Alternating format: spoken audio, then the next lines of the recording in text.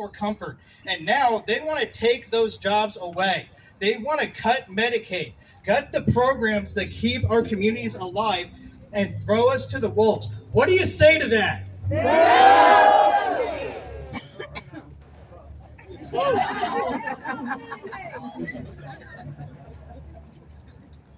Let me ask you something. When was the last time a politician who voted to slash Medicaid had to skip meals to keep their phones on for work? Never. When was the last time they lay awake at night wondering if they'd be on the street next month? Never. They don't know struggle. They've never had to fight to survive in a system rigged for the wealthy few. What do you say to that? No. We, the workers, are the backbone of this country.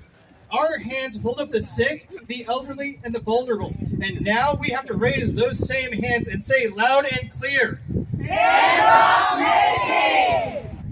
this fight isn't just about healthcare. It's about justice. It's about solidarity. It's about a future where no one is disposable, where care is valued over profit, where the people who do the real work have real power. Yeah! So if you're angry, good, use it. If you're tired, lean on each other. If you're ready to build something better, something rooted in care and dignity, then join in the fight as we loudly declare, Hands off Medicaid! we have a world to win and it's time we broke our chains. Say it with me, hands off Medicaid! We built this world and it's time we take it back. Solidarity forever. Woo!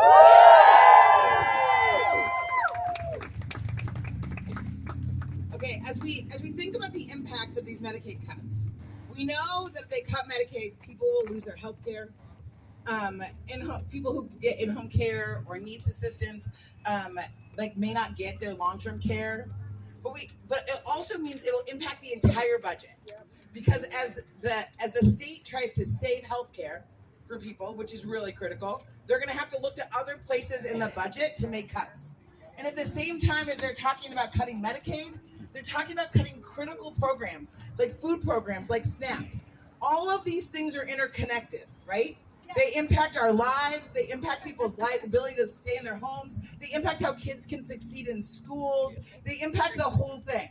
So while we're talking about one specific program today, the reality is a cut in Medicaid is a cut to the Oregon budget, and we know Oregonians cannot continue to thrive if they do not have the services that keep families healthy in Oregon, right? Yeah. So as we yell about being hands off Medicaid! That's right. We know that it's really about the entire support system that families rely on in our communities throughout Oregon. So I'm excited that as we talk about healthcare, we're going to talk about schools, we're going to talk about food safety, we're going to talk about all of these because they're all interconnected into how families succeed.